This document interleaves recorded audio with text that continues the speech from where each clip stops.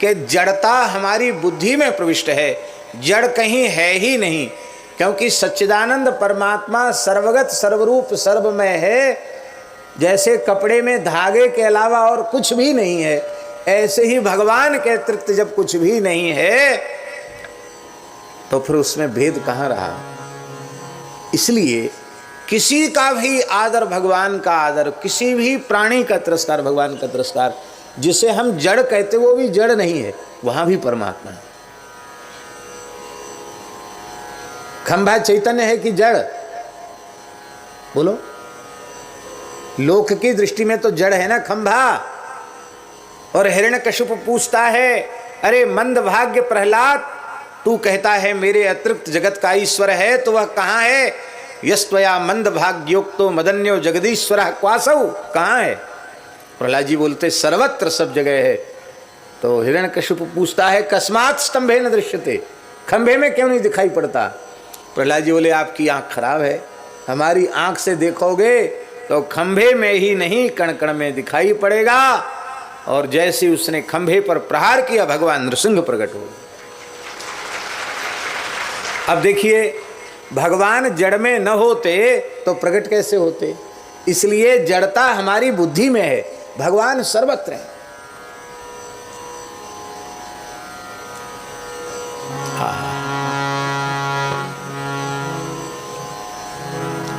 जीवित के भीतर भगवान है, सत्य है। मृत के भीतर भी भगवान है।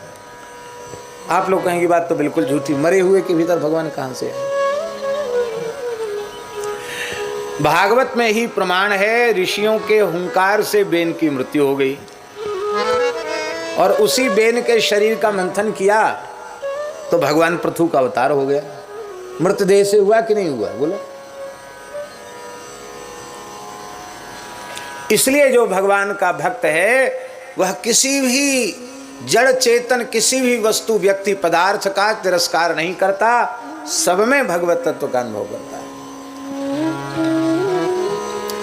हम लोग छोटी अवस्था थी, ज्ञान तो अभी नहीं है, उस समय तो बिल्कुल भी व्यवहारिक बोध भी नहीं था।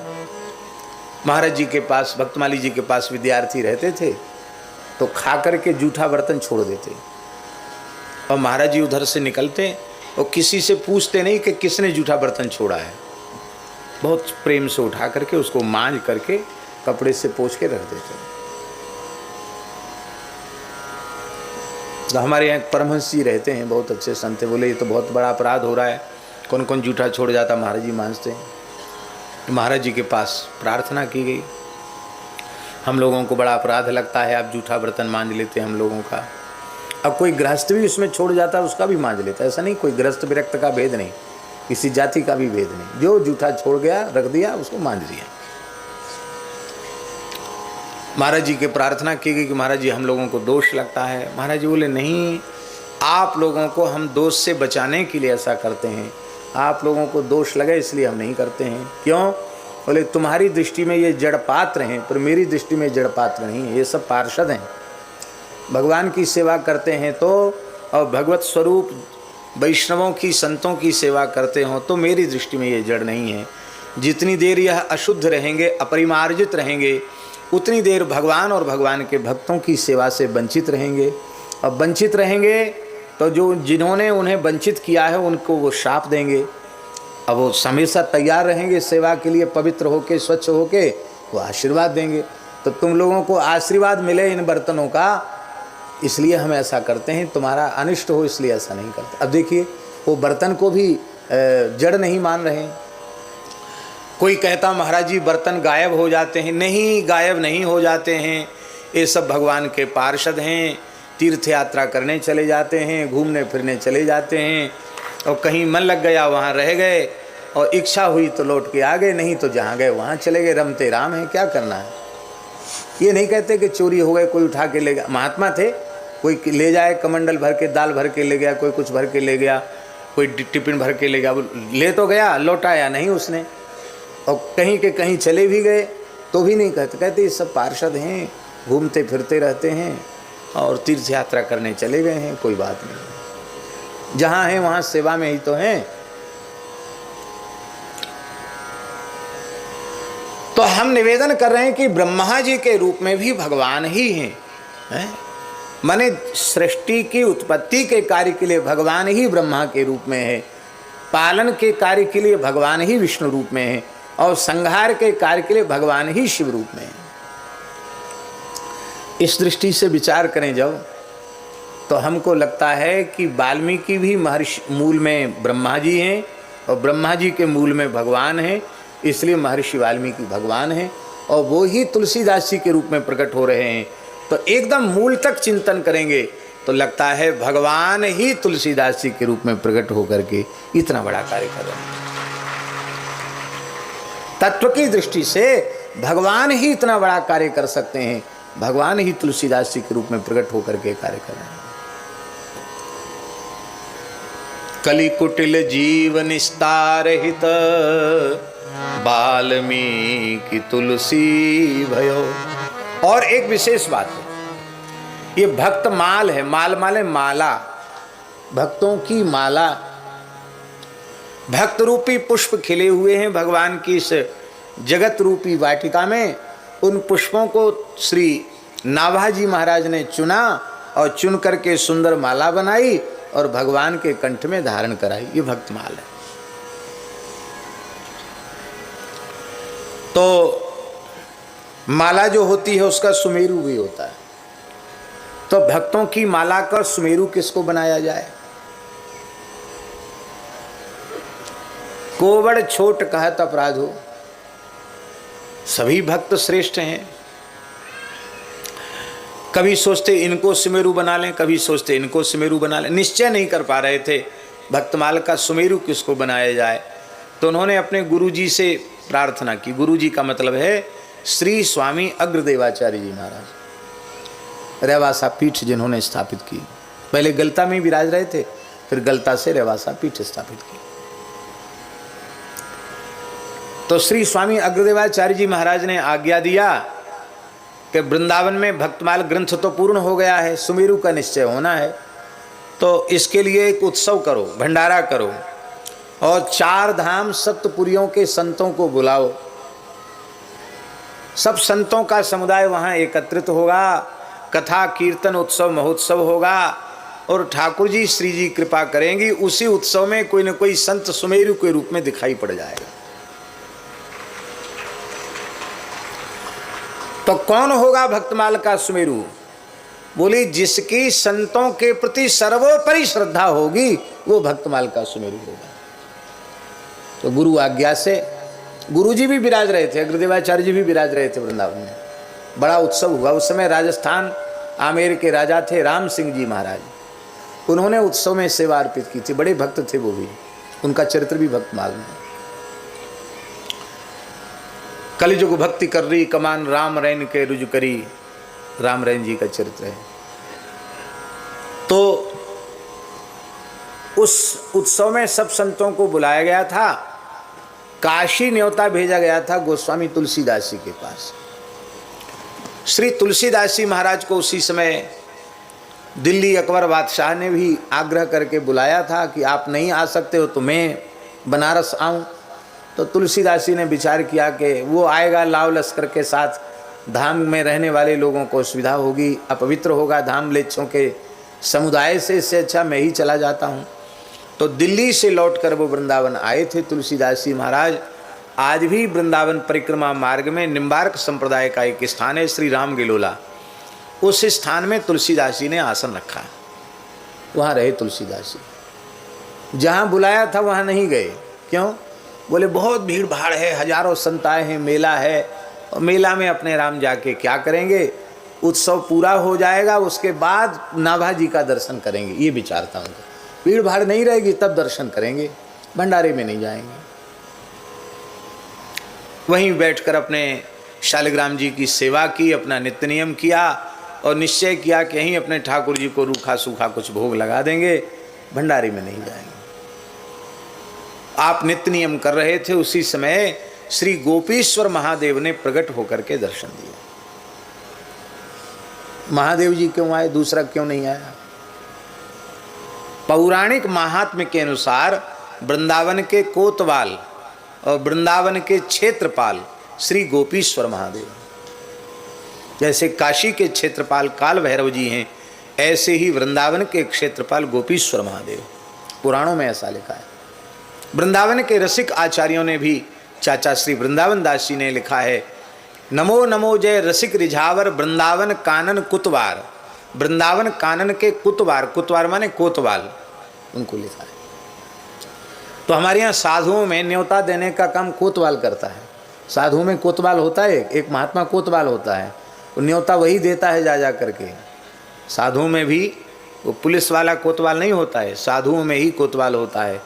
एक चार संप्रदाय का कोतवाल होता है, और निजी स्थान का भी एक कोतवाल होता है जो प्रशासनात्मक कार्य करता है, साधकों के ऊपर थोड़ा अनुशासन रखता है, उसको कोतवाल कहते हैं।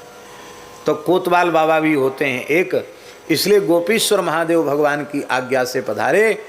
बोले देखो तुलसीदास जी, पूरे धरती के संत वहाँ इकट्ठे हैं, 4 धाम सप्तपुरी के संत वहाँ आए हैं, बड़ा उत्सव है, और आप नहीं जाओगे तो भेष भगवान की अवज्ञा हो जाएगी, अनादर हो जाएगा। इसलिए जहाँ संतों के समुदाय में बुलाया जाए वहाँ जरूर जाना चाहिए। आप जाइए और समष्टि प्रसाद लीजिए, संतों के भंडारे में बैठकर प्रसाद पाइए, नहीं तो आपसे अपराध हो जाएगा। तब भगवान शिव की आज्ञा से तुलसीदास जी महाराज जल्दी जल्दी वहाँ से चले, और जब पहुँचे तो वहाँ पंगत की हरिहर हो गई थी, जय जयकार बोल रही थी, राम कृष्णदेव की जय, अवधपुरी मधुपुरी की जय, सरयू विरजा की जय इत्यादि संतों में जयकारा बोलते हैं ना, जय बोल रही थी। जय कब बोलती जानते हैं? संतों में भी सब संकेत हैं। हाँ, अब तो सब लोग भूलते चले जा रहे हैं। जब बैठते हैं, पत्तल अभी नहीं फिरी, अभी बैठ गए पंगत में, उस समय का कीर्तन जय सीता राम सीता इत्यादि प्रकार से बड़ी जय, लगभग 500 जय हैं। कितनी है? सब तीर्थ आ जाते हैं। अभी रमणीति वाले महाराज जी कह रहे थे कि भगवान अब तो बोले छोटी जय बोलने लग गई, और नहीं तो वैष्णवों में इतनी लंबी जय बोलती थी, आधा घंटा पहले भोजन के कीर्तन और फिर जय भी लंबी चौड़ी, और सब सामने परोसा हुआ सब शीतलपुर को चला जाता। ये कितनी बढ़िया पद्धति स्वामी जी। अत्युष्ण पाना शास्त्र की दृष्टि से वर्जित है।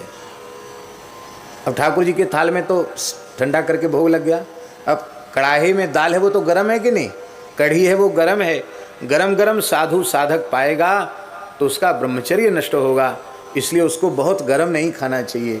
तो कीर्तन करते करते जय बोलते बोलते वो ठंडा हो जाएगा। इस सब पुरानी परंपरा, और ये गरम गरम फुल्का सेक करके आना खाना, ये नई परंपरा है, पुरानी परंपरा नहीं। पुरानी तो पूरी रसोई बन गई, लंगर उतर गया और ठाकुर जी को भोग लग गया, पूरा थाल का भोग प्रसाद वहाँ मिल गया, इसके बाद पंगत परोसी जाती थी। पुरानी परंपरा यही है, और इसी पुरानी परंपरा को मानना चाहिए। तो जय बोल रही थी, उस समय तुलसीदास जी पहुँचे, तो आप समझते हैं कि पंगत तो फिर गई, अब जय बोल रही है। तो ऐसा होता है साधुओं में कि कोई देर से पहुँच गया, वो जय बोल रही है, अभी वो आ गया और उसको बैठना है, प्रतीक्षा नहीं कर सकता अगली पंक्ति का, आओ बैठो बैठो बैठो महाराज बैठो, वहीं पत्तल दे दिया, धीरे धीरे वहाँ सामान आ गया, सामग्री आ गई और पाना शुरू किया। तो गोस्वामी तुलसीदास जी को विलंब हो गया, इसलिए वो बैठे। और जो विलंब से पहुँचते हैं उनको तो आखिरी में जगह मिलेगी, पंक्ति के बिल्कुल आखिरी में, जहाँ संतों के जूता चप्पल उतरे थे वहीं तुलसीदास जी विराज गए, दीनता की मूर्ति, वहीं गोस्वामी जी बैठ गए। पत्तल तो आ गई, पर तस्मई के लिए सकोरा नहीं आया, मिट्टी का सकोरा होता है वो नहीं आया। जल तो कमंडल में है। तो रसोईया थोड़े गर्म होते भी हैं मिजाज के, उसका कारण है अग्नि के पास रहते हैं, तो अग्नि तत्व कुछ न कुछ तो उनमें आना ही चाहिए, जो जिसके संपर्क में रहता है उसका थोड़ा असर तो आता है। इसलिए रसोईया कभी किसी से गर्म हो जाएं तो बुरा नहीं मानना चाहिए, क्यों? अग्नि के पास रहते हैं, अग्नि का गुण धर्म उनमें आ गया, इसलिए मन में दुखी नहीं होना चाहिए। और सेवा भी करते, श्रम करते। हे महात्मा, कहाँ है तुम्हारा पात्र? खीर वाला तस्मई वाला। कैसा खड़िया साधु है, बिना पात्र के बैठ गया। तो एक संत की पानही रखी थी, उस पानही को, पानही जानते ना जूती, उस पानही को, जूती को तुलसीदास जी महाराज ने कर दिया। बोले इसमें तस्मई दे दो। अब तो रसोईया और गरम। कैसा साधु है, जूती में खीर मांगता है। उन्होंने मांगी, दिया नहीं देने वाले ने, दे कैसे, पर हल्ला मचाए। कैसा खड़िया साधु आकर यहां बैठ गया बताओ, जूती में खीर मांगता है। हल्ला गुल्ला मचा तो श्री नाभाजी महाराज दौड़े हुए। किसी संत का तिरस्कार न हो जाए, संतों का उत्सव है। आए तो अभी प्रथम मिलन हुआ था तुलसीदास जी और नाभाजी। अरे ये तो मेरे ध्यान में आ चुके हैं पहले ही, ये तो तुलसीदास जी महाराज। महाराज आप तुलसीदास? हाँ, लोग मुझे तुलसीदास से ही कहते हैं। अच्छा, तो आप यहाँ क्यों विराजे हैं? आप जूती में खीर क्यों मांग रहे हैं? गोस्वामी जी ने कहा, तुलसी जिनके मुखन ते धोखे हुनिक सतराम, तिनके पग की पान ही मेरे तन को जान। जिनके मुख से धोखे से एक बार राम नाम निकल गया, उनके चरण की जूती हम अपनी चमड़ी, हम अपने शरीर के चर्म से उनके चरण की जूती बन जाना चाहते हैं। इतना प्रेम है। एक बार श्री राम नाम का उच्चारण जिनके मुख से धोखे से हो गया। और इन संतों ने तो जब से होश संभाला है तब से निरंतर श्री राम नाम का जप करने वाले हैं। ऐसे निरंतर राम नाम, हरि नाम, भगवान नाम का जप करने वाले संत, उनकी चरण रज से अभिषिक्त जो जूती है, मेरे लिए तो उससे बढ़कर कोई दिव्य पात्र दूसरा हो ही नहीं सकता है। इसलिए हमको यदि खीर देनी है तो इसी में दीजिए। नाभाजी ने साष्टांग प्रणाम किया, बोले भक्तमाल का सुमेरु हमको मिल गया है। संत की पान ही में जिसकी ऐसी श्रद्धा है, वही भक्तमाल ग्रंथ का सुमेरु हो सकता है। और भक्तमाल ग्रंथ के सुमेरु के रूप में तुलसीदास जी को निश्चित किया गया। ये तो हुआ रामचरितमानसकार श्री तुलसीदास जी का भक्तमाल ग्रंथ के अनुरूप परिचय, रामचरितमानस का परिचय। अब नाभाजी का परिचय संक्षिप्त, विस्तार से तो संभव नहीं। नाभाजी भी मूल में ब्रह्मा जी के ही अवतार है। द्वापर में भगवान कृष्ण की व्रजलीला में जब वत्स चारण लीला में भगवान ने ब्रह्मा जी को मोहित किया। ब्रह्मा जी भगवान की लीला का दर्शन करने आए तो उन्होंने देखा कि बंसीवट की छाया में भगवान श्री कृष्ण विराजे हैं, ग्वाल वाल उनके चारों ओर बैठे हैं, और इस क्रम से बैठे कि सबसे छोटे बालक भगवान के बिल्कुल निकट हैं, उनसे बड़े दूसरी पंक्ति में, उनसे बड़े तीसरी, आखिरी में सबसे बड़े आयु के आखिरी पंक्ति में है। और जो जितना छोटा है वो भगवान के उतना अधिक निकट है। और एक विशेष बात है, भगवान मानो संदेश दे रहे हैं लीला के माध्यम से, जो जितना छोटा बन के रहेगा वो हमारे उतने पास रहेगा। जितने बड़े बनते चले जाओगे उतने भगवान से दूर होते चले जाओगे, छोटे से छोटे बन जाओ। और एक विशेषता है कि भगवान की पीठ किसी को नहीं दिख रही है, सबको भगवान के मुखारविंद का दर्शन हो रहा है। बैठे हैं भगवान बीच में और सब चारों ओर घेर के बैठे हैं, लेकिन पीठ किसी को नहीं दिखती, क्योंकि सर्वतः पाणिपादोस्य सर्वतोक्षि शिरोमुखम सर्वतः श्रुतिमन लोके सर्वम आवृत्य तिष्ठति, ऐसा उपनिषद में लिखा हुआ है। भगवान सर्वतः पाणिपाद हैं। इस रूप में विश्वतश्चक्षुरुत विश्वतो मुखो विश्वतो बाहुरुत विश्वतस्पात संबाहुयान धमति संपतत्रैर्द्यावा भूमि जनयन देव एका। इस परब्रह्म परमात्मा हैं और यही भगवान की भगवत्ता है। भगवान भक्त के सदा सन्मुख रहते हैं, किसी को भगवान की पीठ नहीं दिखती। और सखा तो सखा ठहरे, उनकी माताएं सुंदर सुंदर पकवान मिष्ठान इसलिए बनाती हैं कि श्री कृष्ण जरूर इसको ग्रहण करेंगे, तो उनके भाव की पूर्ति के लिए ठाकुर जी लीला करते हैं। ए सुबल हाँ दादा कन्हैया बोल, कहा कह रहे हो है? तेरी मैया ने कैसे बनाया, ने देखा तो सही, चखा तो सही। अब वो खाने लग गया, उसके खाए हुए में से पदार्थ में से ही भगवान पाने लग जाते। ए तेरी मैया ने कैसे बनाया, ने चखा के देखा।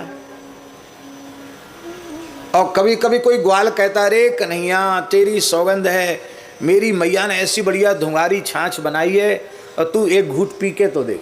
2-4 घूट पी लिया उसने, फिर कहता पी के देख। ठाकुर जी पी लेते हैं। ब्रह्मा जी लीला देखने आए थे, चक्कर में पड़ गए। बोले वशिष्ठ विश्वामित्र जैसे महान ऋषि बड़ी विधि पूर्वक यज्ञ करते हैं, श्रौत यज्ञ करते हैं, चरु का निर्माण करते हैं, पुरोडास का निर्माण करते हैं, और उन श्रौत यज्ञों में प्रत्यक्ष प्रकट होकर भगवान कुछ खाते नहीं हैं। तो ये कैसा परब्रह्म परमात्मा है, ग्वाल वालों की जूठन खा रहा है, ये जूठा खाने वाला परमात्मा कैसे हो सकता है? तो पहले तो ब्रह्मा जी ने बछड़ों की चोरी कर ली, फिर बाद में भगवान बछड़े खोजने गए तो बालकों की चोरी कर ली। तो 1 वर्ष तक भगवान ब्रज में बालक बन के, बछड़े बनकर भगवान ने लीला की। यद्यपि ये सब भगवान की इच्छा से ही हुआ, क्योंकि भगवान इस लीला के माध्यम से गायों की अभिलाषा पूर्ण करना चाहते हैं, गोपियों की अभिलाषा पूर्ण करना चाहते हैं, गोप कन्याओं की अभिलाषा पूर्ण करना चाहते हैं, सबकी इच्छा पूर्ण करना चाहते हैं भगवान। कभी कभी भगवान बालकृष्ण पद्मा गाय के स्तन में अपना थन में मुंह लगा करके दूध पीने लग जाते हैं। पद्मा गाय भगवान की, पद्मा प्यारी गैया भगवान को चाटने लग जाती है। तो दूसरी गाय सोचती है कभी हमारे भी ऐसा सौभाग्य होता, पूरे 84 कोस ब्रज की गैया सबका दूध ठाकुर जी कैसे पी सकते हैं, संभव कम है। तो अब सबके बछड़ा ठाकुर जी बन गए, इसलिए सबका दूध ठाकुर जी ने पिया।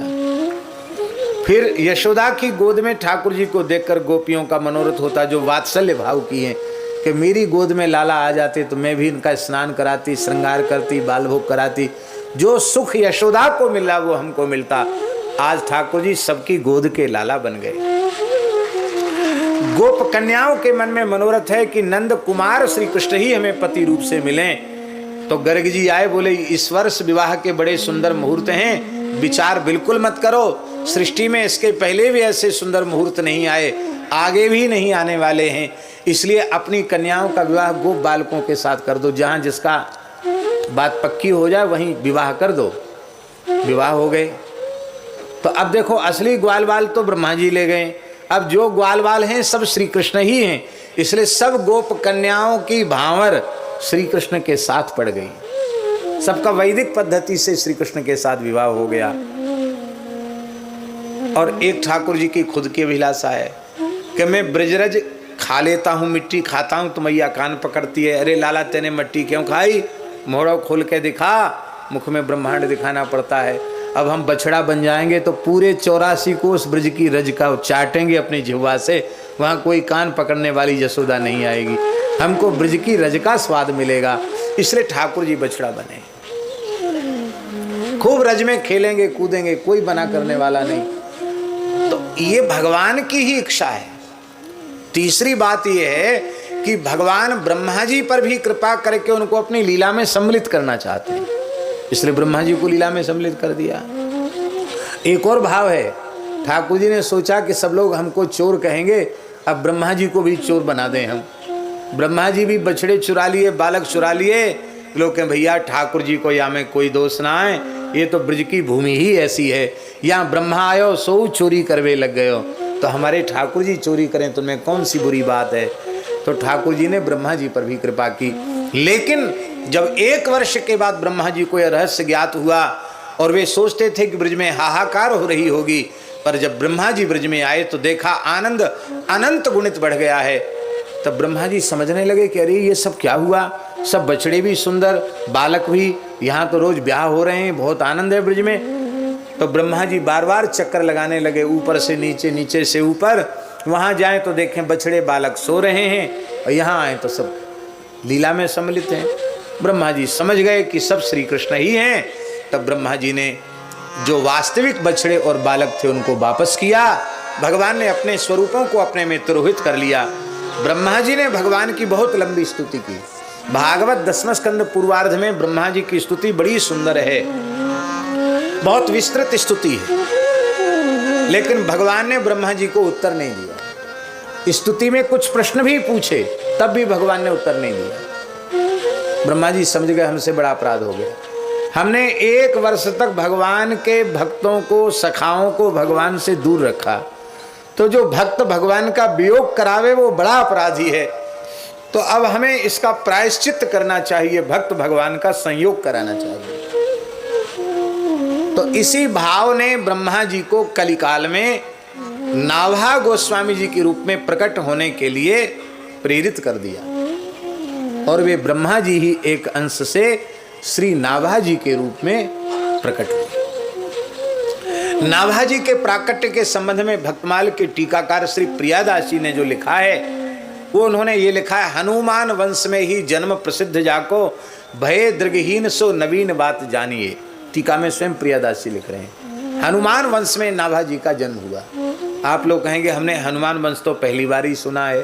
आपने कभी सुना हनुमान वंश?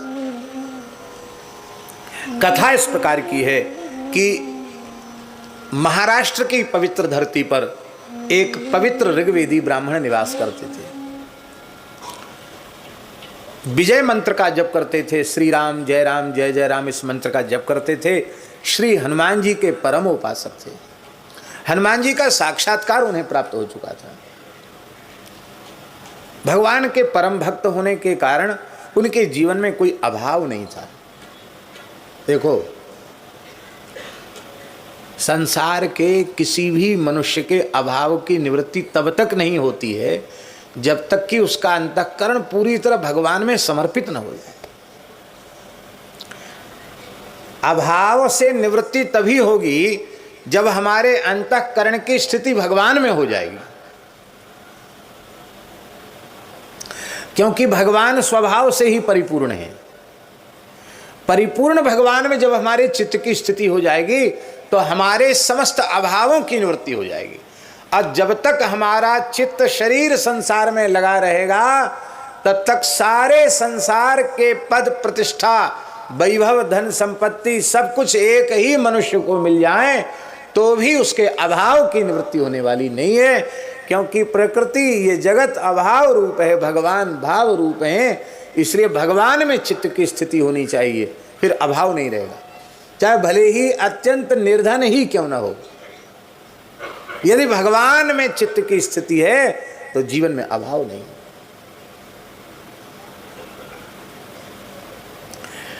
एक भक्त थे श्री ईश्वरदास जी चारण, उनका जितना वैभव था सब उन्होंने ठाकुर सेवा, साधु सेवा में सब समाप्त कर दी। अब कोई व्यक्ति खर्च तो खूब करे और कमावे बिल्कुल नहीं तो कुबेर का खजाना भी खाली हो जाएगा। सो जितना उनके पास धन था सब व्यय हो गया, एकदम गरीबी आ गई। और उनके राजा यजमान थे, पर राजाओं के यहाँ नहीं जाते, बोले द्वारकाधीश भगवान का दरबार छोड़ के किसके पास जाना, राम राम करना, भजन करते थे। भक्त थे इसलिए अभाव का अनुभव नहीं था। एक बार ऐसी स्थिति आ गई कि घर में 3 दिन तक चूल्हा नहीं चेता, तो उनके बालक रो रहे थे भूख के कारण, तो उनके भजन में विक्षेप हुआ। उन्होंने अपनी पत्नी से कहा, हे देवी ये क्यों रो रहे हैं, भक्तानी इनको चुप करा। और बोले महाराज बालकों को क्या ज्ञान ध्यान सुना करके चुप किया जाए, 3रा दिन है भोजन नहीं मिला इनको, आप कुछ करते नहीं भोजन का उद्यम, आप तो खाली राम राम करते हैं। आप भगवान से प्रार्थना की, बोले भगवान से अन्न जल के लिए प्रार्थना नहीं कर सकते हैं, हाँ राम राम करो, बच्चों को भजन में लगाओ, भगवान की जो इच्छा होगी वही होगा, भगवान सर्वतंत्र स्वतंत्र हैं। ऐसी निष्काम भक्त। पत्नी भी विलक्षण भक्ता थी, आज्ञाकारिणी थी, उसने भी एक सुंदर नाटक किया। चूल्हा चिता के बटलोई धर दी, पानी धर दिया, खाली पानी, अदन धर दिया, सामान तो कुछ है ही नहीं, खाली बटलोई पर बटलोई चढ़ा दी चूल्हे पर। और बालकों से कहा देखो तुम लोग कीर्तन करोगे तो सबको भोजन मिलेगा, जब खिचड़ी पक जाएगी तैयार हो जाएगी, और कीर्तन नहीं करोगे रोगे तो समझ लो किसी को खाने को नहीं मिलेगा। देखो बन रहा है ना, संतोष करो, भजन करो। तो बालकों को हो गया कि हाँ कुछ ना कुछ तो चूल्हा चिता है और पानी खदक रहा है तो कुछ ना कुछ तो बनेगा ही। तो बालक सब कीर्तन करने लगे, श्री कृष्ण गोविंद हरे मुरारे, हे नाथ नारायण वासुदेव। ठाकुर जी रीझ गए। ठाकुर द्वारकाधीश प्रभु स्वयं पधारे चतुर्भुज रूप से, और आकर के ठाकुर जी अपने पीताम्बर में खिचड़ी का सामान लेके आए थे। ठाकुर जी ने घर में खिचड़ी बनाई। अब फिर बोले अब आंख खोल के जीम तो लो, अरे खा तो लो, बनाई हमने, खा लो खिचड़ी। ठाकुर जी गोद में बैठ गए ईश्वरदास जी की, कहा बाबा कुछ मांग लो। कपोल पर हाथ रखा, बोले नहीं कुछ नहीं चाहिए। बार बार कहने लगे कुछ मांग लो, हमारा दर्शन अमोघ है, मांग लो। तो उन्होंने कहा अच्छा एक बात बताओ, हम मांग तो लेंगे, मान लो आप कहते मांग लो तो मांग लेंगे, पर जैसी कृपा अब हो रही है वैसी कृपा मांगने के बाद होगी? ठाकुर जी चुप हो गए। समझ गए कि नहीं? अभी गोद में आके बैठते हो, हमारे गाल पे हाथ धर के बाबा कछू ले लो, ऐसे इतना प्रेम करोगे? फिर बोले बर दे के बहु ठगे सकामी भक्त जाहू। फिर सकामी भक्तों को बर दे के ठग लिया है। हम बहुत चतुर हैं, हमको ठग नहीं सकते हो आप। भगवान बोले ठगने वगने की बात नहीं है, मांग लो, मेरी खुशी के लिए मांग लो। तो आपने कहा कि यदि आप मांगने का ही हट कर रहे हैं तो आप यह दीजिए कि आज के बाद आप कभी भी हमसे यह नहीं कहोगे कि तुम हमसे कुछ ले लो, यही दे दो, ऐसे निष्काम। और महाराज जी ईश्वरदास जी घोड़े के सहित भगवान के धाम को गए। आप सोचो, वे तो सदैह वैकुंठ गए। जिस घोड़े पर उन्होंने बैठ करके, जिस घोड़े ने उनको बहन किया, उस घोड़े को भी ऐसी सामर्थ्य प्रदान कर दी कि घोड़े के सहित वो भगवान के धाम को चले। भैया कामना जाए फिर कोई अभाव नहीं रहता। फिर चाहे अम्बरीश जी के जैसा चक्रवर्ती सम्राट हो और चाहे सुदामा जी के जैसा अकिंचन हो, अभाव रहता नहीं, कोई अभाव नहीं रहता। तो उस ब्राह्मण के जीवन में भी अभाव नहीं था। यद्यपि लौकिक दृष्टि से वे एक बड़े भारी अभाव से युक्त थे। क्या? उनके कोई संतान नहीं थी, पुत्र नहीं था, और गृहस्थाश्रम की सफलता सत्पुत्र की प्राप्ति में है। लेकिन उनके मन में यह बात कभी नहीं आती थी कि मेरे पुत्र नहीं है। वो तो प्रसन्न रहते थे। अवस्था भी हो चुकी थी उनकी, अब पुत्र प्राप्ति की अवस्था नहीं थी उनकी। पर भगवान की लीला,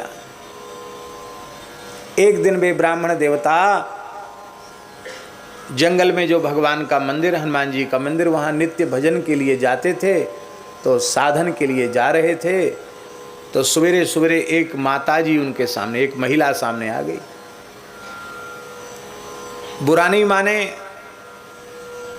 माताओं का स्वभाव ही कुछ ऐसा होता है कि उनके मन में जो आता है वो आ जाए बस। फिर तो यहाँ डांट तो लगी नहीं है, फट से बोल देंगी। माताओं का स्वभाव है, बस उनके मुंह में मन में आ जाए, फिर किसी को नहीं छोड़ती। तो जैसे ही वो वयोवृद्ध पंडित जी दिखाई पड़े, अरे राम राम, आज सवेरे सवेरे निपुते का मुँह देखने को मिल गया। आज का दिन भगवान जाने कैसे कटेगा, क्या होगा भगवान जाने। पुत्रहीन का मुंह देखने को मिल, निपुते का मुंह देखने को मिल गया, ये कह दिया उसने। वैसे इनको बुरा नहीं लगता, पर पता नहीं कभी कभी कोई बात बैठ जाती भीतर, बड़े दुखी हो गए। तो जब हनुमान जी के वहाँ गए भजन करने, तो श्री हनुमान जी ने देखा कि आज ये भजन तो कर रहे हैं पर दुखी हैं, प्रसन्न मन नहीं है। तो हनुमान जी ने कहा कि आप राम नाम कीर्तन करते थे, बड़े प्रसन्न होते थे, दुखी क्यों हो? बोले महाराज अब क्या कहें, हमने तो आपसे कभी कुछ मांगा नहीं, हमको चाहिए भी नहीं, पर अब हमारा तो जीवन ही व्यर्थ है। हमारा मुंह देख के लोग कहते हैं कि अशुभ हो गया, अशुभ हो गया, निपुते का मुंह देखने को मिल गया। तो हमने तो आपसे कुछ मांगा नहीं, हमको चाहिए भी नहीं, पर हमारी तो हमारा जीवन पूरा हो जाए सोई अच्छा। बोले नहीं कोई बात नहीं है, तुम्हारे प्रारब्ध में तो पुत्र नहीं है, पर तुमने कभी कुछ मांगा नहीं और आज भी तुम याचना नहीं कर रहे हो, पर मैं अपनी ओर से कृपा पूर्वक दे रहा हूँ, मेरी कृपा से तुम्हारा वंश चलेगा। और तुम्हारे वंश में एक महान भक्त प्रकट होगा, महान संत प्रकट होगा। तो हनुमान जी की कृपा से उस ब्राह्मण का वंश चला, तो उस ब्राह्मण के वंश का नाम हो गया हनुमान वंश। क्या नाम हुआ? हनुमान वंश।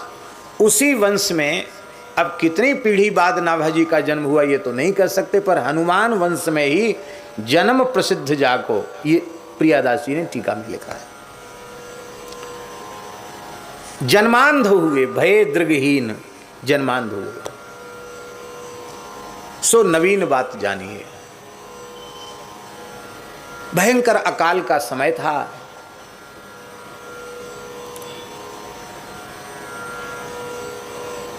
उसी बीच भगवान की लीला है। नाभाजी अभी 5 वर्ष के ही थे कि इनके पिताजी भी, पिता माता और ये चले तो थे महाराष्ट्र से इधर राजस्थान मालवा, इधर कहीं अपना अकाल के समय अपना निर्वाह करने की दृष्टि से, महाराष्ट्र में अकाल है तो इधर चले आए। ऐसा होता अकाल के समय।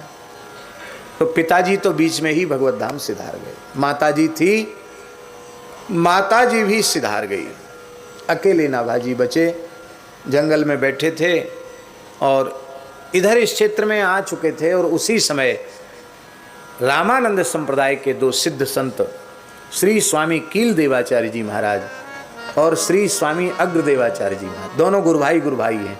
श्री कृष्णदास पैहारी जी महाराज जिन्होंने गलता गद्दी की स्थापना की, उनके शिष्य श्री कील जी महाराज और श्री अग्रदेव जी महाराज। यहाँ तो राजस्थान में कीलावत अग्रावत हैं, आप लोगों में कुछ कीलावत भी है ना, आप तो कील जी के ही हैं, कोई कील जी के हैं, कोई अग्र जी के हैं, कोई अनुभवानंद जी के, कोई भावानंद जी के। ऐसे यहाँ राजस्थान में वैष्णव समुदाय बहुत है। तो राम जी अग्र जी और श्री स्वामी अग्रदेवाचार्य जी और श्री उनके बड़े गुरु भाई श्री कील देवाचार्य जी महाराज हरिद्वार कुंभ स्नान करके आ रहे थे, योग बल से आ रहे थे, आकाश मार्ग से, सामान्य गति से नहीं आ रहे थे, योग बल से गए थे, योग बल से ही आ रहे थे। उस समय ऐसे संत थे, सिद्ध संत। तो उन्होंने देखा कि जंगल में एक 5 वर्ष का अनाथ बालक बैठा है और बड़ा निर्भय निश्चिंत प्रसन्न, तो कोई संस्कारवान बालक है ऐसा मान करके ना श्री कील देवाचार्य जी और अग्रदेवाचार्य जी दोनों बालक के समक्ष प्रकट हुए और बालक से बातचीत करने लगे कि भैया तुम कहाँ से आए हो, तुम्हारा क्या नाम है, कहाँ जाओगे, इस जंगल में तुम्हारा रक्षक कौन है। अब ये तो ब्रह्मा जी का अंशावतार ठहरे, तो सामान्य उत्तर कैसे देंगे। इन्होंने कहा महाराज आपका प्रश्न जो है कि तुम्हारा क्या नाम है तो मैं नहीं बता सकता हूँ, क्योंकि शरीर 5 तत्व के संघात से बना है। तो 5 चीज़ों में से कौन सा नाम मैं अपना बता दूँ। 5 के अवान्तर भेद करने से 25 तत्व हो जाते हैं, तो 25 में से मैं कौन सा अपना नाम बता दूँ। और शरीर में 10 पंच ज्ञानेंद्रिय 5 कर्मेंद्रिय हैं और 4 अंतरिंद्रिय हैं, इनमें से मैं कौन सा अपना नाम बता दूं। इसलिए मैं नहीं कह सकता हूं कि मैं क्या हूं, कौन हूं, मेरा क्या नाम है। कहाँ से आए हो। बोले जीव अपने संस्कारों के अधीन होकर कहाँ से आते हैं और फिर कहाँ क्या करते हैं, फिर कहाँ जाते हैं, इसको कर्म के रहस्य को सर्वज्ञ परमात्मा के अतिरिक्त कोई नहीं जान सकता है। अब मैं तो बालक हूँ, मैं भला कैसे बताऊँगा। जहाँ से सब जीव आते हैं वहीं से मैं आया हूँ और मैं जाऊँगा, अंत में सब जीवों को वहीं जाना है, जिस परमात्मा का वह अंश है वहीं जाना है, जहाँ सब जाते हैं वहीं हमको जाना है। तो तुम्हारा रक्षक कौन है यहाँ। बोले जिसने गर्भ में रक्षा की और गर्भ के बाहर भी 5 वर्ष व्यतीत हो गए जिसने रक्षा की, जो सबका रक्षक है, जो गर्भ में रक्षक था, अब तक जिसने हमारी रक्षा की है वही हमारा रक्षक है। आहा, ये तो श्री अग्रदेवाचार्य जी और कील देवाचार्य जी ने कमंडल में जो गंगा जी का जल था, श्री राम तारक षडक्षर मंत्राज का स्मरण करके जैसे ही बालक के आंखों पर जल का सिंचन दोनों महापुरुषों ने किया तो खुले चक नेत्र खुल गए। केवल यही नेत्र नहीं खुले, भीतर के नेत्र भी खुल गए। हमारे महाराज जी कहते थे नाभा जी के नेत्र के चिन्ह भी नहीं थे, यहाँ से यहाँ तक सपाट था। पर कमल के जैसे विशाल नेत्र प्रकट हो गए। नेत्र वही धन्य हैं जो खुले तो या तो भगवान का दर्शन हो या भगवत स्वरूप संतों का दर्शन हो। लोचन संत दर्श नहीं देखा, लोचन मोर पंख जिमि लेखा। नैनन संत दर्श नहीं देखा, तो मोर पंख के समान है यदि नेत्रों से संत दर्शन नहीं हुआ तो ले आए अपने साथ। गलता जी ले आए। गलता जी जयपुर के निकट है, राजस्थान का महान तीर्थ है गलता। गालव ऋषि ने वहाँ गंगा जी को प्रकट किया और जगत गुरु श्री मदाद्य रामानंदाचार्य भगवान के शिष्य स्वामी अनंतानंदाचार्य जी और अनंतानंदाचार्य जी के शिष्य श्री कृष्णदास बिहारी जी महाराज ने गलता पीठ की स्थापना की। महाराज जी रामानंद संप्रदाय की उस काल की प्रधान रामानंदाचार्य पीठ गलता ही है। पंचगंगा घाट के बाद यदि कोई श्रीमठ के बाद कोई प्रधान पीठ तो, और हम तो ये मानते हैं कि अपने काल में गलता ही पूरे भारतवर्ष में रामानंद संप्रदाय का प्रधान पीठ हो गया। दुर्भाग्य से आज कुछ ऐसे सिरफिरे लोग आ गए हैं जो उसे बलपूर्वक रामानंद संप्रदाय से संबंध हटाकर उसे रामानुज संप्रदाय की पीठ कहना चाहते हैं। यह उनकी अनधिकार चेष्टा है। श्री रामानुज संप्रदाय के प्रति भी हमारा वैसा ही आदर है, लेकिन श्री रामानुज संप्रदाय उनके इष्ट आराध्य भगवान श्री लक्ष्मी नारायण हैं। उनकी परंपरा में मूल मंत्र अष्टाक्षर श्री नारायण मंत्र है और श्री रामानंद संप्रदाय की पवित्र परंपरा में उनका मूल मंत्र षडक्षर श्री राम तारक मंत्र राज। और महाराज जी विचार की बात है, श्री निम्बार्क संप्रदाय, श्री विष्णु स्वामी संप्रदाय, श्री माधव संप्रदाय, ये तीन संप्रदाय श्री कृष्णोपासक संप्रदाय हैं और एक संप्रदाय रामानुज संप्रदाय श्री नारायणोपासक संप्रदाय है। तो क्या ईमानदारी से बताओ, राम जी की उपासना का एक भी संप्रदाय नहीं? तो राम जी की उपासना का कोई एक संप्रदाय है तो वो कौन है? वो है श्री सीतानाथ समारंभाम श्री रामानंदार्य मध्यमाम अस्मदाचार्य पर्यंताम वंदे गुरु परंपराम। और ये रामावतों की परंपरा, ये रामानंदियों की परंपरा पूरे भारतवर्ष में इसका प्रमाण है। और हमारी प्रार्थना है रामानुज संप्रदाय के महानुभावों को भी अत्यंत उदारता पूर्वक उस पर अपना अधिकार समाप्त करके उसे पुनः श्री रामानंद संप्रदाय को समर्पित करके और जो पारस्पर कटुता आई है उस कटुता को मिटा देना चाहिए और सभी सत संप्रदाय के वैष्णवों को एकत्र होकर के गलता पीठ को पुनः उसी स्वरूप में प्रतिष्ठित करना चाहिए। श्री रामानंदाचार्य भगवान का वह प्रधान पीठ है, रामानंद पीठ के रूप में उसको कील जी के द्वारे को, कील जी के स्थान को उसे पुनः स्थापित करना चाहिए। तो राम जी गलता पीठ में श्री नाभा गोस्वामी जी को ले आए और बसंत पंचमी के दिन इनको उनका यज्ञोपवीत संस्कार कराया गया। और कितने आश्चर्य की बात है महाराज जी, बसंत पंचमी के हुई यज्ञोपवीत संस्कार और यज्ञोपवीत संस्कार के साथ ही इनको विरक्त वेश। कितने वर्ष की आयु में? 5 साल की आयु में ही विरक्त वेश हो गया। हमारे सनकादिक भगवान तो 5 ही साल के रहते हैं। 5 वर्ष की आयु में नाभा जी का विरक्त वेश हुआ और इनका नाम रखा नारायण दास जी। क्या नाम रखा? नारायण दास जी। और कहा कि तुम संतों की सेवा में लग जाओ। तो गुरु महाराज की सेवा में, संतों की सेवा में ये लगे रहे। संतों की पत्तल उठाना और संतों की पत्तल में जो कुछ प्रसाद के कण रह जाते थे उसी को आप गुरु आज्ञा से आहार के रूप में लेते थे। एक दिन गुरु महाराज श्री अग्रदेवाचार्य जी महाराज मानसी सेवा में विराज रहे थे। गलता पीठ की ही घटना है।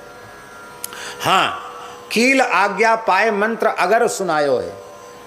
कितना प्रेम था पुराने समय संतों में। अग्रदेवाचार्य जी कह रहे थे कील देवाचार्य जी से कि आप बड़े गुरु भाई हो, गद्दी पर आप विराजमान हो, तो आप ही इस बालक को मंत्र दें। बोले हम हैं योगी, हमारी समाधि लग जाती तो 6-6 महीने तक हम समाधि में बैठे रह जाते हैं। तो ये बालक है, बालक की तो शिक्षा के साथ दीक्षा के साथ शिक्षा भी होनी चाहिए, तो इसका ध्यान कौन देगा? और पूरे गलता पीठ को संभालते तुम ही हो, इसलिए तुम ही मेरी आज्ञा है कि तुम इसी को मंत्र दो।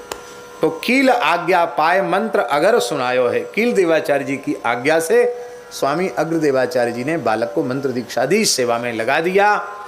एक दिन श्री अग्रदेवाचार्य जी महाराज मानसी सेवा सीताराम जी की कर रहे थे, जानकीनाथ भगवान की, और नाभाजी उस समय मात्र 12-15 वर्ष की आयु के थे, ज़्यादा लंबी आयु नहीं थी, 12 से 15 वर्ष के बीच की अवस्था थी। और करत बयार नाभा मधुर संहार सो, नाभाजी मधुर संहार सो बयार कर रहे थे। मधुर संहार का मतलब ऐसी सेवा नहीं होना चाहिए कि सेव्य को विक्षेप हो जाए। तो वो ध्यान में बैठे, मानसी सेवा में बैठे हैं, ऐसे पंखा नहीं जल रहे थे कि उनको ध्यान में विक्षेप हो जाए। बहुत से लोग कहेंगे अरे महाराज आपको बहुत गर्मी लग रही, लाओ हम पंखा जलें, और पंखा को ही तोड़ मरोड़ देते हैं। इतना जोर जोर से हिलाएंगे पंखा ही टूट जाएगा। अथवा ज़्यादा भाव से पंखा करेंगे तो जिसको पंखा जलेंगे 10-5 चोट पंखे की उसी में लगा देंगे। और संपूर्ण पापों का प्रायश्चित आजकल तो एक ही है, सौरी। सौरी कह देंगे तो सब पाप नष्ट हो जाएंगे। तो ये सेवा की पद्धति नहीं है। सेवा की पद्धति है करत बयार नाभा मधुर संहार सो, बड़ी मधुरता से सेवा कर रहे हैं, सावधान होकर के सेवा कर रहे हैं। और गुरुदेव अग्रदेवाचार्य जी अपने हृदय सिंहासन पर विराजमान करके युगल सरकार श्री सीताराम जी की सेवा कर रहे हैं, सहचरी भाव से सेवा कर रहे हैं, श्री चंद्रकला जी के रूप में प्रकट होकर के सेवा कर रहे हैं। उसी समय एक घटना घटी। महाराज का एक राजस्थान मारवाड़ का शिष्य जो बड़ा व्यवसायी था, उसका जहाज तूफान में फंस गया समुद्र में। तो उसने जहाज के मालिकों ने कहा कि अब हम जहाज को बचा नहीं सकते हैं, अपने अपने इष्ट को पुकारो। तो उस शिष्य के मन में तो गुरु निष्ठा ही थी। उसने अपने गुरुदेव श्री अग्रदेवाचार्य जी को पुकारा, हे गुरुदेव हमारा जीवन मृत्यु के संकट से जूझ रहा है, आप हमारी रक्षा करो। तो जब शिष्य ने गुरु जी को पुकारा तो गुरु जी का चित्त खिंचा उधर। अब देखो नाभाजी इतने सिद्ध हो चुके हैं 12-15 वर्ष की आयु में कि वो गुरु जी के हृदय की मानसी सेवा का भी दर्शन कर रहे हैं कि गुरु जी क्या लीला का अनुभव कर रहे हैं। और हजारों किलोमीटर दूर समुद्र में तूफान में फंसे हुए जहाज को भी वे देख रहे हैं, उस शिष्य की पुकार को भी वे सुन रहे हैं। उनके मन में आया गुरुजी को वहां से जाकर भगवान की सेवा छोड़कर शिष्य की विपत्ति दूर करनी पड़े तो फिर मैं सेवा में किस लिए हूँ। आपने पंखे के ही इशारे से तूफान की दिशा बदल दी और अपनी सामर्थ्य से जहाज को किनारे लगा दिया। पर इतनी देर में तो गुरुजी अपने भाव में सूक्ष्म देह से समुद्र के किनारे पहुंच गए थे और समुद्र भगवान की विभूति है तो समुद्र की लहरों को देख रहे थे, समुद्र की लहरों का दर्शन कर रहे थे। तो नाभाजी ने गुरुजी के चरणों में प्रणाम करके कहा, हे गुरुदेव आप सीताराम जी के गले में पुष्प की माला धारण कराना चाहते थे, आपकी माला स्वीकार करने के लिए युगल सरकार ने सिर झुकाया था, मस्तक झुकाया था। अभी वो वैसे ही बैठे मस्तक झुकाए हुए, आप कृपा करके उनके कंठ में माला अर्पित करें और आपकी कृपा से आपके शिष्य की विपत्ति तो दूर हो गई। गुरु महाराज तत्काल लौट करके अपनी सेवा में आ गए। सेवा पूर्ण करके उन्होंने नेत्र खोले। नेत्र खोले तो पूछा, बोले हो कौन? अरे मेरे भीतर समाधि में प्रवेश करके किसने बोला? तो नाभाजी ने यह नहीं कहा कि सिद्ध गुरु का सिद्ध चेला बोला, मैं सिद्ध हो गया, ऐसा नहीं कहा। नाभाजी ने क्या कहा? नाभाजी ने कहा, हाँ,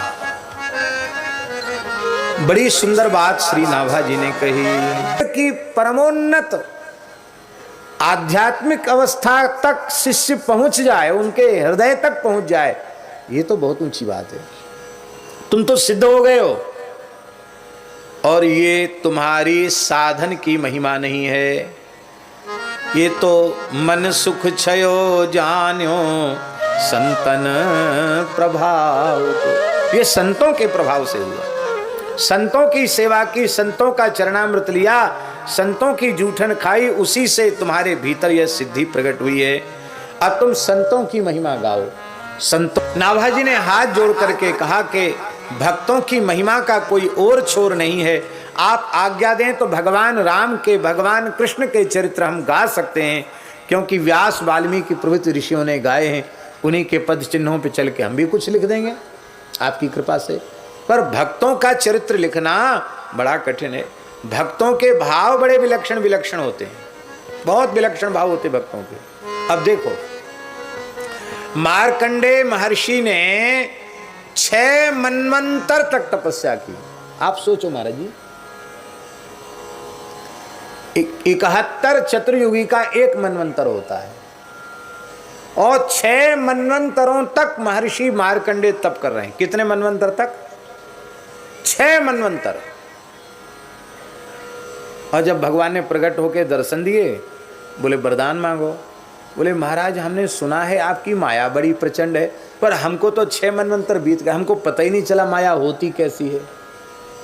भगवान हंसने लगे, बोले भाई भक्तों के ऊपर थोड़ी माया का असर होता है, आप तो मेरे महान भक्त हो। वो नहीं महाराज, माया का भी थोड़ा सा अनुभव तो होना चाहिए, तो आप कृपा करके अपनी माया का दर्शन कराओ। भगवान बोले हे भगवान देखो कैसे विचित्र महात्मा हैं, लोग माया से बचना चाहते हैं और ये माया देखना चाहते हैं। बोले ठीक है, हमारी माया तो अघटित घटनापटी ऐसी है, जो संभव नहीं उसे भी संभव कर देने वाली मेरी माया है, दिख जाएगी कभी न कभी। भगवान अंतर्धान हो गए। महर्षि मार्कंडेय अपनी यज्ञशाला में बैठे थे और हवन कर रहे थे। समिद्ध तमेग्नव जुहुयात, प्रचंड प्रज्वलित अग्नि में ही आहुति देनी चाहिए। धुआं उठ रहा हो ऐसी अग्नि में आहुति देना मना है शास्त्र में। तो खूब अग्नि प्रचंड थी, और प्रचंड अग्नि में साकिल्य के भस्म होने में कितना समय लगता, अब सोचो। दिया की भस्म हुआ, उन्होंने साकिल्य लिया, आहुति ली, नारायणाय नमः स्वाहा, और इसी बीच में उनको क्या अनुभव हुआ कि महाप्रलय हो गया। ओ हाथी की सूंड जैसी मोटी मोटी धाराएं गिर रही हैं आकाश से।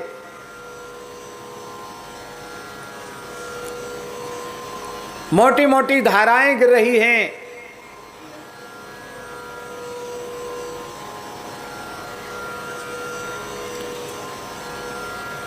हाहाकार मच गया। देखते देखते भूरलोक, भुवरलोक और स्वर्गलोक, तीनों लोग जलमग्न हो गए। कहीं कोई सृष्टि का चिन्ह ही नहीं शेष रहा, सब जल ही जल, जल ही जल, जल ही जल। लाखों करोड़ों वर्ष तक मार्कंडेय जी उस जल में तैरते रहे, इधर से उधर थपेड़े खाते रहे। कभी किसी मगरमच्छ के पेट में चले, फिर बाहर निकल आते हैं, सोचते अरे मरे नहीं, आश्चर्य की बात है। ये सब माया ही थी, वस्तुता कुछ नहीं था। अंत में उन्होंने लगा कि अरे लाखों करोड़ों वर्ष बीत गए, अब तो हाय हाय, हे भगवान हम आपकी शरण में हैं, अब तो हमें बचाओ। माँ में वे प्रपद्यन्ते माया मेताम तरन्ति ते। तो भगवान प्रकट हो गए। जब शरणागति का भाव आया तो किस रूप में भगवान ने दर्शन दिया? एक बट के पत्ता पर श्री ठाकुर जी, बाल कृष्ण प्रभु, बाल मुकुंद प्रभु, एक बट के पत्ता पर करार विंदेन पदार विंदम मुखार विंदे विनिवेशयंतम, अपने दोनों कर कमल से अपने दाहिने चरण को पकड़ के अंगूठे को मोड़े में दे रहे हैं। बटस्य पत्रस्य पुटे शयानम बालम मुकुंदम मनसा स्मरामि। भगवान अपना चरण का अंगूठा, दाहिने चरण का अंगूठा अपने मुख में क्यों दे रहे हैं? ये चरणों में ऐसी है क्या चीज़, जो देखता सब चरणों में लट्टू हो जाता है। सब भक्त चरणों की भक्ति प्राप्त करना चाहते हैं, चरणों के चरण कमल के भौरा बन जाना चाहते। इसमें जरूर कोई न कोई स्वाद तो है। तो जब सब भक्त स्वाद ले रहे हैं, ब्रह्मा जी, शंकर जी, नारद जी, सनकादिक सब स्वाद ले रहे हैं, तो मैं भी तो स्वाद लूँ। मेरे चरणों का स्वाद कैसा है? इन चरणों से गंगा जी निकली हैं। तो भगवान अपने ही चरण का अंगूठा अपने मुख में चूस रहे हैं। अरे वो फिर भूल गए ये बालक कैसे जीवित रह गए इस प्रलय में। तो भगवान ने चूसना छोड़ के उनकी तरफ देखकर हंसना आरंभ किया। जैसे भगवान हंसे कि उनका मुंह खुला और मार्कंडेय जी उनके मुख में चले गए। अब भीतर पेट में जाके कितने ब्रह्मांड देखे, कितने लोक लोकांतर, कितने तरह की सृष्टि देखी। इतना ही नहीं, अपने आश्रम में भी पहुंच गए, वहां भी हजारों वर्ष रहे। बाद में भगवान हंसे तो फिर बाहर आ गए। बाहर आए तो क्या देखते हैं कि हमने जो नारायणाय नमः स्वाहा कहकर आहुति दी थी, वो अभी पूरी तरह जली नहीं। इतने के बीच में लाखों करोड़ों वर्ष का अनुभव, महाराज प्रलय का अनुभव, सब कुछ हो गया। शरीर पसीना पसीना हो रहा था, हाँफ रहे थे कि ये सब क्या हो गया। ये है हम कहीं पागल तो नहीं हो गए, ये हुआ क्या? भगवान चतुर्भुज रूप में प्रकट हो गए। बोलो भक्तवत्सल भगवान की जय। बोले बाबा जी माया देखना चाहते थे, देख ली माया? हाँ हमारा देख ली, अब मत दिखाना, अब धरो अपने पास ही रखो अपनी माया को, आपकी माया देख ली। तो 6 मनवंतर तक तपस्या करके माया दर्शन करना चाहते हैं। और सुखदेव जी अपनी माता के गर्भ से ही बाहर नहीं आ रहे हैं। बोले बाहर आने से माया स्वरूप को विस्मृत करा देती है। भूमि परत बाहर डाबर पानी, जिम जी वहीं माया लपटानी, और भगवान भूल जाएंगे, भगवान की विस्मृति हो जाएगी। बहुत अच्छा है एकांतवासा झगड़ा ना झांसा, गर्भ में आराम से राम राम कर रहे हैं, गर्भ ही अच्छा है। तो एक माया के डर के मारे जन्म नहीं लेना चाहते हैं, एक तपस्या करके माया का दर्शन करना चाहते हैं। तो विलक्षण संतों के भाव अलग अलग हैं। वृंदावन में बहुत पुरानी बात नहीं, एक महापुरुष थे राधा वल्लभ संप्रदाय के परम पूज्य श्री ललिता चरण जी गोस्वामी, उनका दर्शन हमने किया। शायद 20-25 वर्ष हुआ होगा उनका भगवत धाम प्रयाण हुआ, 25 वर्ष हुआ होगा, सन याद नहीं है। भगवत प्राप्त महापुरुष थे। हमारे पूज्य बाबा नवेली शरण जी इस बात का प्रमाण, नवेली शरण बाबा ने उनका बहुत संग किया। तो एक बार उनके पास सत्संग हो रहा था महाराज जी, श्री ललिता चरण गोस्वामी जी के पास। तो किसी प्रेमी ने उनसे पूछा कि गोस्वामी जी आप तो ठाकुर जी कब क्या कर रहे हैं सब जानते हो, तो आपके ठाकुर राधा वल्लभ लाल जी इस समय क्या कर रहे हैं? 12 बजे रात को, 12 बज गए घड़ी में रात के, इस समय ठाकुर राधा वल्लभ लाल जी क्या कर रहे हैं? वो आंख बंद करके ऐसे बैठे, आंख बंद हो गई उनकी, ध्यान में चले गए। थोड़ी देर में मुस्कुराने लगे। अरे बोले भाई जान के क्या करोगे? कि नहीं बताओ महाराज जी बताओ। अब बहुत अंतरंग लोग, 2-3 लोग ही पास में थे और कोई भीड़ नहीं थी। उन्होंने कहा तुम बात मानोगे नहीं, विश्वास करोगे नहीं, विश्वास नहीं करोगे तो हानि हो जाएगी। नहीं हम तो आपकी बात पर पूरा विश्वास करें, आप बताओ। बोले इस समय राधा वल्लभ लाल जी रेतिया बाजार में वृंदावन के एक भड़भूंजे की दुकान पर बैठकर गरम गरम भाड़ खा रहे हैं। बोलो भक्तवत्सल भगवान की। अरे हमारे रात को 12 बजे राधा वल्लभ लाल जी गरम गरम भूंजा खा रहे हैं, भाड़ खा रहे हैं। तो उस व्यक्ति को विश्वास तो था कि गोस्वामी जी ने बोला है तो सही बोला, पर अनुभव तो करें कि 12 बजे रात को तो सब दुकान बंद हो जाती, कोई खुली है दुकान क्या?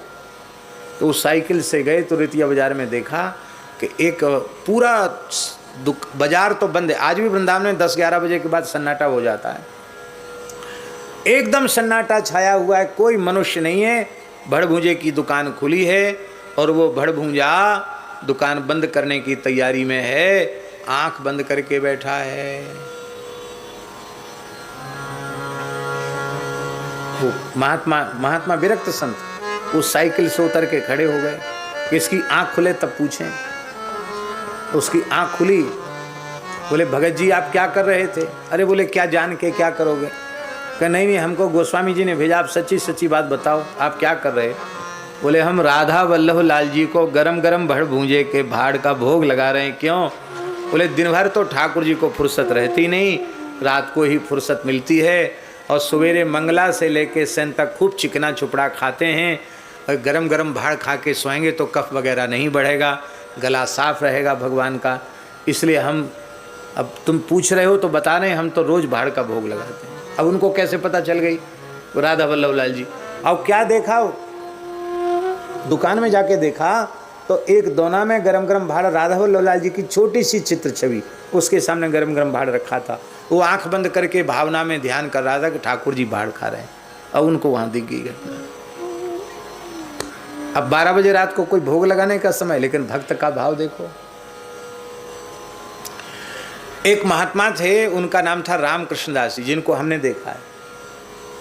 उनको कोई पहाड़ी बाबा, नेपाली बाबा कहे तो चिढ़ जाते थे, पर थे वो पहाड़ के ही थे, नेपाल के ही थे, पर कोई नेपाली बाबा कह दे तो थोड़ी चिढ़ जाते थे। बहुत अच्छे महात्मा थे, पूज्य श्री सुदामा दास जी महाराज के शिष्य थे, अच्छे महात्मा थे, छिपे हुए संत थे। और रात्रि को 12 बजे अपने ठाकुर जी की सेवा शुरू करते थे और सवेरे 3 बजे तक सेवा करते थे। कितने? 12 से 3, पाठ पूजा भजन, ठाकुर जी का स्नान ध्यान, भोग भी लगा देते, पा भी लेते, और 4 बजे सो जाते। बोलो भक्तवत्सल भगवान की। अरे बाबा ये कोई निशाचर बेला है, रात्रि के समय आप ऐसा काम करते हो? अरे बोले सब कोई ना कोई भजन में विक्षेप करता, यही समय बढ़िया है, भगवान को भी फुर्सत रहती है, हमको भी फुर्सत रहती है। बोलो भक्तवत्सल भगवान की। वो भगवान तो भगवान हैं, सबके भाव ठाकुर जी अंगीकार करते हैं। एक महात्मा थे, वो राम जी के भगत थे, एक महात्मा थे भगवान श्री कृष्ण के भक्त थे, और दोनों ही प्रेम से विचर रहे थे जमुना जी के किनारे। हरी हरी दूब देखी, घास देखी, तो राम जी के भगत बोले वाह कितनी अच्छी जमुना जी के पुलिन पे कैसी सुंदर हरी हरी दूब लगी है, राम जी के घोड़ा चरेंगे इसमें, राम जी के, भरत जी के, लक्ष्मण जी के, शत्रुघ्न जी के घोड़ा यहाँ चरेंगे। अरे दूसरा बोला है घोड़ा कैसे चरेंगे? हमारे गोपाल जी की गैया चरेंगी, घोड़ा चरें अयोध्या सरजू के किनारे, ये वृंदावन है, यहाँ जमुना किनारे चरेंगी गैया। अरे बोले जमुना किनारे कोई तुम्हारे ठाकुर जी की बपौती है?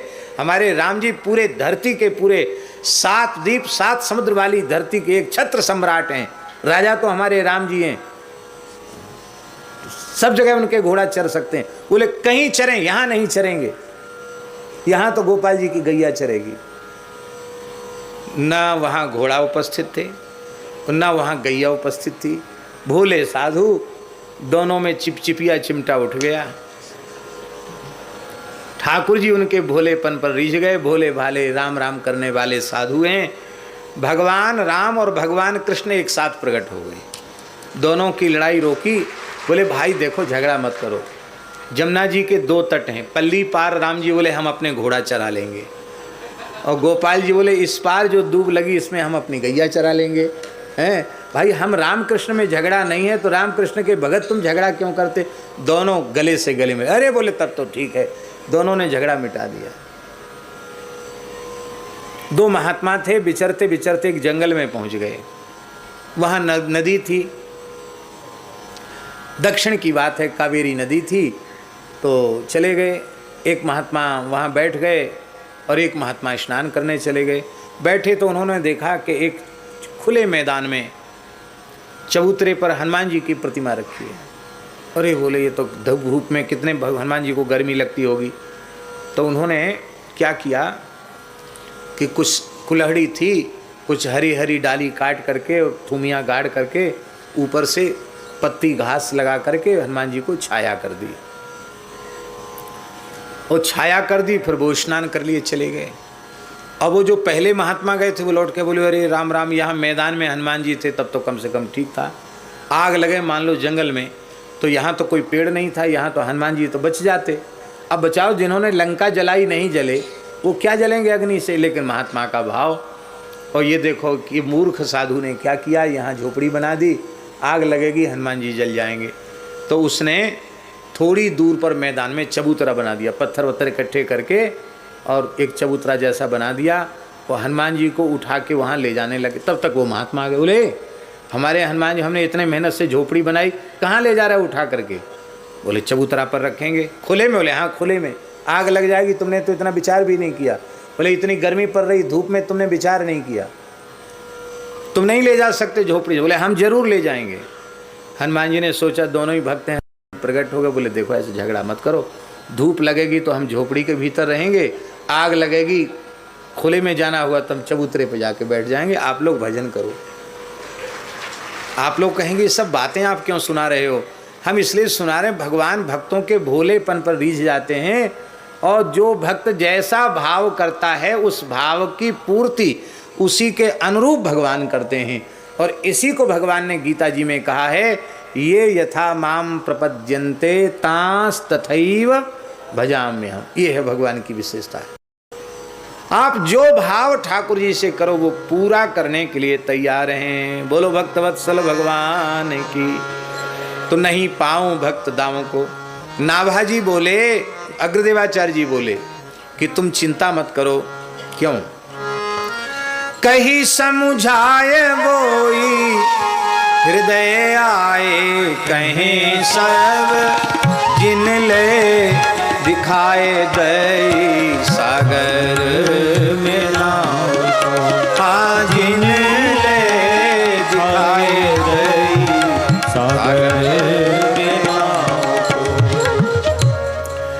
समर्थ संत ही तुम्हारे ध्यान में प्रकट होकर अपने महिमा का, अपने स्वरूप का प्रकाश कर देंगे।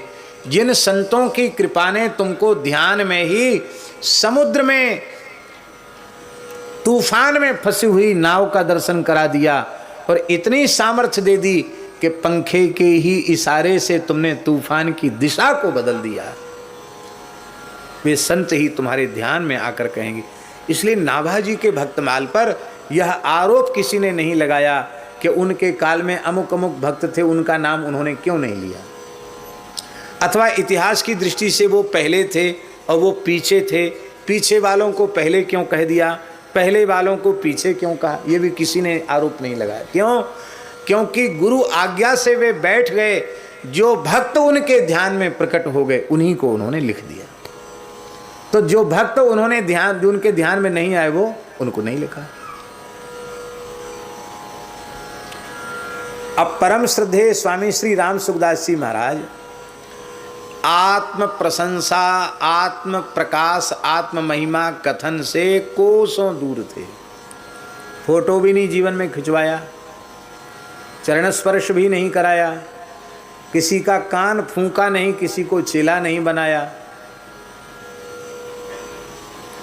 अब फोटो के लिए कहते थे कि शरीर मुर्दा है और इसका फोटो मुर्दे का मुर्दा है, महामुर्दा है। अब इस कोटि के जो तीव्र वैराग्य वाले संत हैं वो नाभाजी के ध्यान में न आवें, प्रकट होकर दर्शन न दें और अपने चरित्र के संबंध में कुछ प्रकाश न करें, नाभाजी न लिखें, तो नाभाजी की क्या गलती है? इसलिए जिन संतों ने प्रकट होकर दर्शन दिया उनका लिखा, जिन्होंने दर्शन नहीं दिया उनका नहीं लिखा। लेकिन संकेत में उन्होंने सप्तद्वीप नवखंड में भक्त जिते मम भूप कह करके सारी ब्रह्मांड के, सारे धरती के भक्तों का स्मरण कर लिया। आप सोचिए, हमारे पूज्य गुरुदेव श्री भक्तमाली जी ने सबसे पहले भक्त वल्लभा टिप्पणी लिखी, आज से लगभग 50-60 वर्ष पूर्व, 60 वर्ष पूर्व।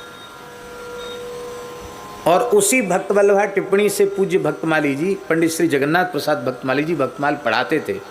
और आज भी उसी ग्रंथ के माध्यम से अयोध्या, वृंदावन, चित्रकूट आदि में जहाँ जहाँ भक्तमाल पढ़ाई जाती है, महाराज जी की उसी टिप्पणी के माध्यम से पढ़ाई जाती है। फिर बाद में 4 खंड की व्याख्या हुई और मूल में टिप्पणी। तो टिप्पणी बहुत समय से समाप्त हो चुकी थी, उसका संस्करण समाप्त हो गया। तो दास ने महाराज जी से प्रार्थना की, तो महाराज जी ने फिर मलुकपीठ से उसका द्वितीय संस्करण प्रकाशित किया। तो उस प्रकाशन में अत्यंत संक्षिप्त पंक्तियों में महाराज जी ने परम श्रद्धेय स्वामी श्री राम सुखदास जी का स्मरण किया। तो हमारी दृष्टि से सब प्रायः जब छपता था तो महाराज जी कहते थे एक बार देख लो, तो हमने देखा। तो मैंने महाराज जी को निवेदन किया, दास ने निवेदन किया, महाराज जी स्वामी जी तो अपना नाम और उनके बारे में कोई कुछ कहे लिखे, ये तो स्वामी जी के सिद्धांत के अनुकूल नहीं था, आपने लिख दिया है, कहीं कोई कुछ कहने लग जाएगा। तो महाराज जी हंसने लगे, बोले हमने तो रघुनाथ जी की प्रेरणा से लिख दिया और लिखकर काटने की परंपरा नहीं है। और एक बात जो महाराज जी ने कही वो बड़ी विलक्षण कही। महाराज जी ने कहा कि देखो,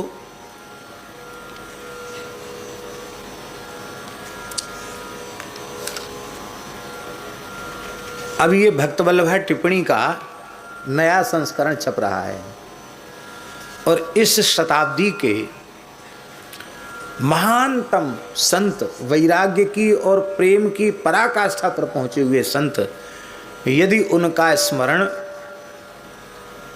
2-4 पंक्तियों में भी नहीं हुआ तो हमको ये लगेगा कि ये दूसरा इसका जो संस्करण है वो अधूरा रह गया। इसलिए हमने, कोई बुरा भला माने तो मानता रहे, पर हमने तो श्री रघुनाथ जी की प्रेरणा से लिख दिया। अब लिखने के बाद अब हम उसे काटेंगे नहीं। और बोले ऐसा हमने नहीं लिखा कि जो उनकी मर्यादा के अनुरूप न हो। बहुत संक्षिप्त में लिखा। तो एक तो श्री रामदास जी हरिराम बाबा के बारे में संक्षिप्त लिखा, संकीर्तन सम्राट प्रेम भिक्षु जी के बारे में लिखा, जलाराम बापू जी के बारे में लिखा और पूज्य श्री स्वामी राम सुखदास जी महाराज के बारे में लिखा। क्या लिखा? आप ऋषिकेश में विराजते थे, आप त्याग वैराग्य की साक्षात मूर्ति थे। आप संपूर्ण जीवन पर्यंत श्रीमद् भगवद गीता का अध्ययन, चिंतन तथा लेखन करते रहे। आपने सहस्रों ग्रंथों को निज लेखों से तथा गीता प्रेस को निज लेखन से परिपूरित कर दिया। अंत में आपने निज देह त्याग के पूर्व में जो वसीयत निज उत्तराधिकारी संबंधी लेखन सामग्री लिखी थी, उसमें एकमात्र त्याग ही त्याग की बातों का लेखन था। वह त्याग पांच भौतिक देह के साथ अग्नि को समर्पित कर दिया गया तथा आपने अनेकों को अपना स्मारक निर्माण कराने पर भी प्रतिबंध लगा दिया। ये लिखा, इतना ही लिखा, लेकिन लिखा जरूर। बोले पुस्तक तो पता नहीं कब तक रहेगी, तो इतना तो कम से कम उनके संबंध में रहेगा। तो इसलिए संतों के भी अलग अलग भाव होते हैं। कुछ ऐसे भी होते हैं जो बिल्कुल अपने आप को संगोपन करना चाहते हैं, और कुछ ऐसे होते हैं जिनको भगवान ही प्रकाशित करना चाहते हैं। तो भगवान की लीला है, तो नहीं पाऊं भक्त दाऊं को, इसलिए वे भक्त ही आकर तुम्हारे ध्यान में प्रकट होकर के कहेंगे। तब नाभाजी ने भक्तमाल ग्रंथ को लिखना भी बसंत पंचमी से ही आरंभ किया। कब किया? बसंत पंचमी से। और पूर्ण भी बसंत पंचमी को किया। पर भक्तमाल जयंती मनाई जाती है फाल्गुन वदी सप्तमी को। कब मनाई जानी चाहिए? बसंत पंचमी को मनाई जानी चाहिए। नाभाजी की जयंती भी बसंत पंचमी को मनाई जाती है, तो भक्तमाल जयंती भी बसंत पंचमी को होनी चाहिए, लेकिन फाल्गुन वदी सप्तमी को मनाई जाती है। क्यों? क्योंकि नाभाजी ने भक्तमाल ग्रंथ में किसी सन संवत का उल्लेख नहीं किया कि हमने इस संवत में लिखा, ये उन्होंने खुद नहीं लिखा। तुलसीदास जी महाराज ने बड़ी कृपा करके संवत लिख दिया। संवत 1631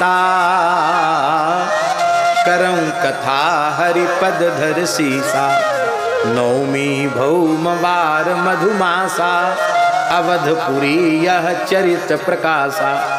तुलसीदास जी ने लिख दिया संवत 1631 में रामनवमी मंगलवार के दिन हमने रामचरितमानस को प्रकट किया अयोध्या जी में, ये उन्होंने लिख दिया।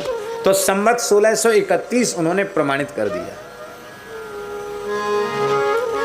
और नाभाजी ने प्रियादास जी को भगवत धाम प्रयाण के 100 वर्ष बाद गौड़ीय संप्रदाय के श्री चैतन्य महाप्रभु की परंपरा के विरक्त संत श्री प्रियादास जी को गलता पीठ में दर्शन दिया।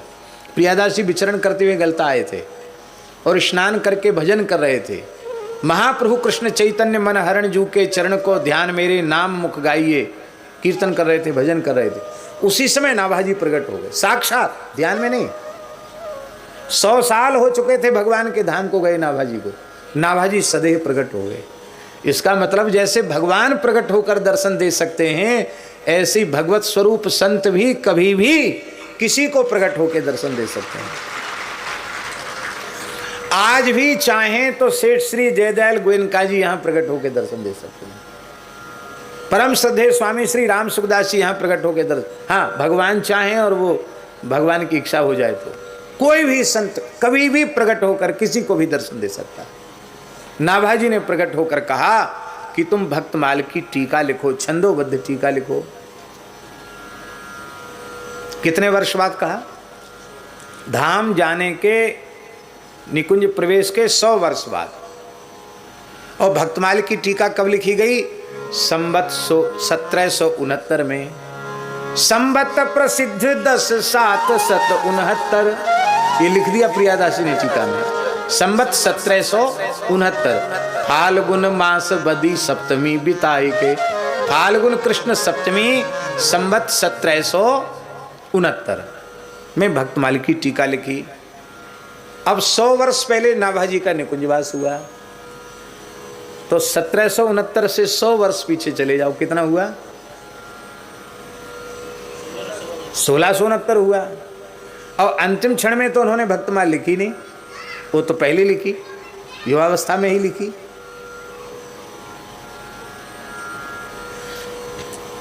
तो संवत 1669 नाभाजी का परम धाम गमन का संवत निश्चित हो गया।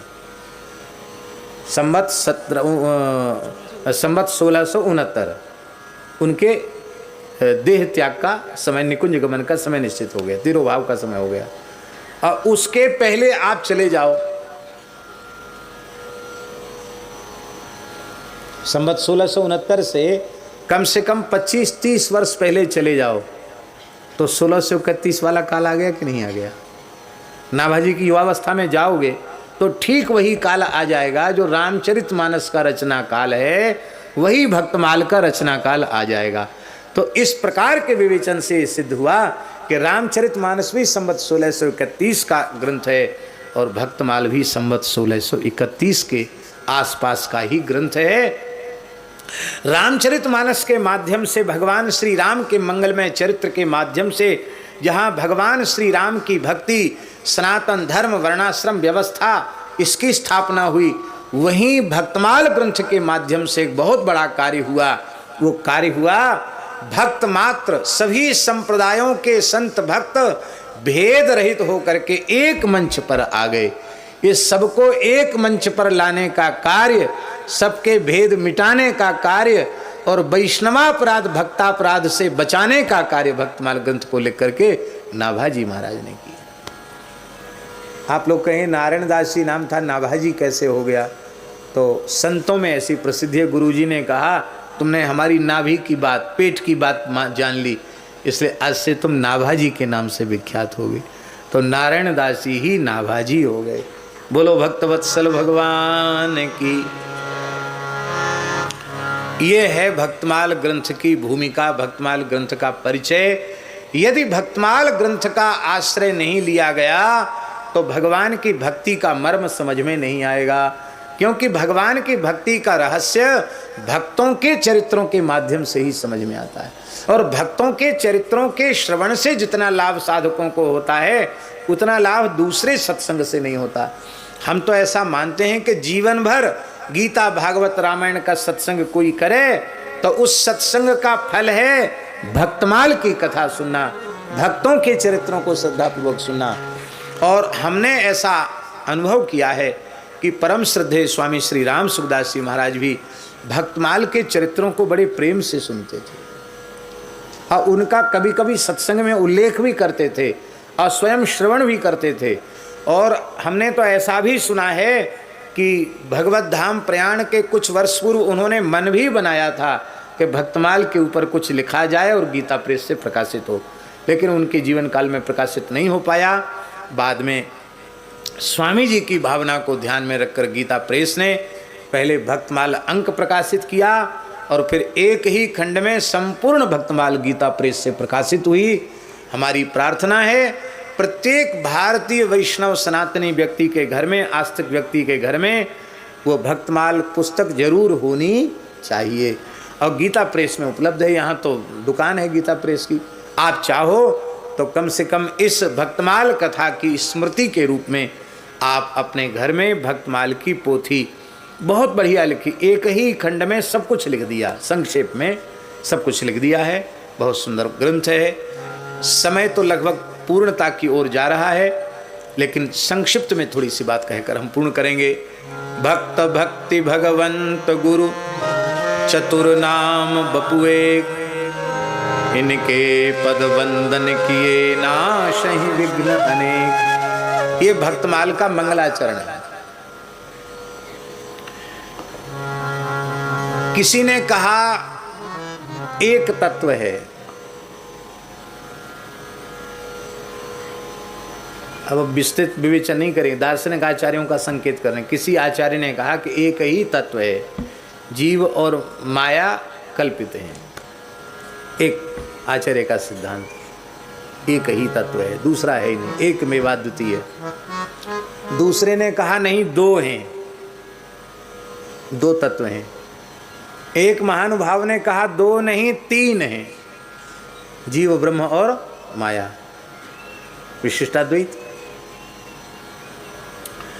नाभाजी ने कहा कि हमको तो समन्वय करना है, इसलिए एक नहीं, दो नहीं, तीन नहीं, उन्होंने कहा चार तत्व हैं। इसमें किसी का झगड़ा नहीं है। कौन कौन? भक्त, भक्ति, भगवंत और गुरु, ये चार तत्व हैं। अरे बोले भाई तत्व तो कोई एक ही हो सकता है, आप चार का कैसे निरूपण कर रहे हैं? बोले चतुर नाम, ये नाम चार हैं, बपू एक, स्वरूपतः यह चारों एक ही है।